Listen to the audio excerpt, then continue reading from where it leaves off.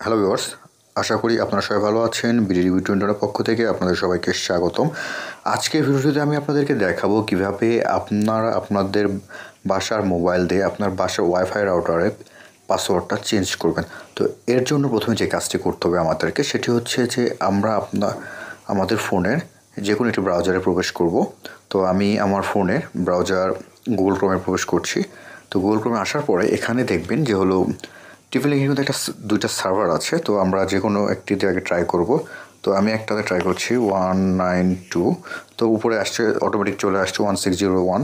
তো আমি এটাই ট্রাই করছি। আর এর জন্য অবশ্যই আপনার ওয়াইফাই লাইনটা থাকতে হবে।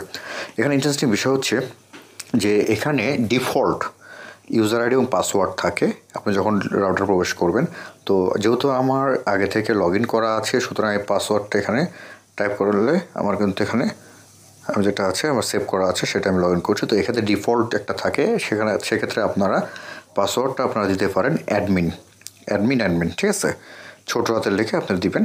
তো দেওয়ার পরে এরপর আসবেন হচ্ছে আপনারা ওয়্যারলেসে আসার পরে এখানে দেখবেন যে ওয়্যারলেস সিকিউরিটি আছে। হ্যাঁ, ঠিক ওয়্যারলেস সিকিউরিটিতে চলে আসবেন, ক্লিক করবেন। ক্লিক করলে এখানে দেখবেন ঠিক এই পাশে আপনার কি পাসওয়ার্ডটা দেওয়া রয়েছে শো করবে। আপনারা দেখতে পাচ্ছেন এখানে যার পাসওয়ার্ডটা দেওয়া রয়েছে। তো এক্ষেত্রে আমি এখন আমার পাসওয়ার্ডটা চেঞ্জ করব, সেহেতু আমি আমার পাসওয়ার্ডটা একটু সামনে চেঞ্জ করে দিচ্ছি।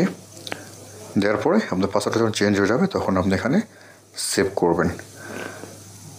সেভ করলে আপনার পাসওয়ার্ডটা খুব সহজে চেঞ্জ হয়ে যাবে। আর এক্ষেত্রে পাসওয়ার্ডটা সর্বনিম্ন 8টা ডিজিট এবং সর্বোচ্চ আপনি 64টা ডিজিট পর্যন্ত আপনারা দিয়ে আপনার পাসওয়ার্ডটা সেভ করতে পারবেন। তো এখন ইন্টারেস্টিং বিষয় হচ্ছে আমার কিন্তু পাসওয়ার্ডটা চেঞ্জ হয়ে গিয়েছে।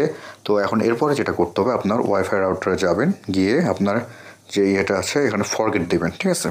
তো আমি এখানে আমার যেটার নাম আছে সে রাউটারের নামটা আমি ডিটেলসে চলে যাচ্ছি, গিয়ে আমি এখানে যাব, গিয়ে আমি হচ্ছে ফরগেট দেব, ঠিক আছে। ফরগেট দেওয়ার পরে যখন নতুন করে কানেক্ট করব তখন আমি আমার পাসওয়ার্ডটা দিচ্ছি।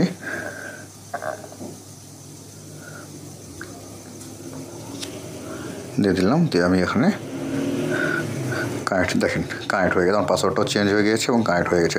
তো ভিউয়ার্স, আশা করি ভিডিওটি যদি ভালো লেগে থাকে অবশ্যই আপনারা লাইক করে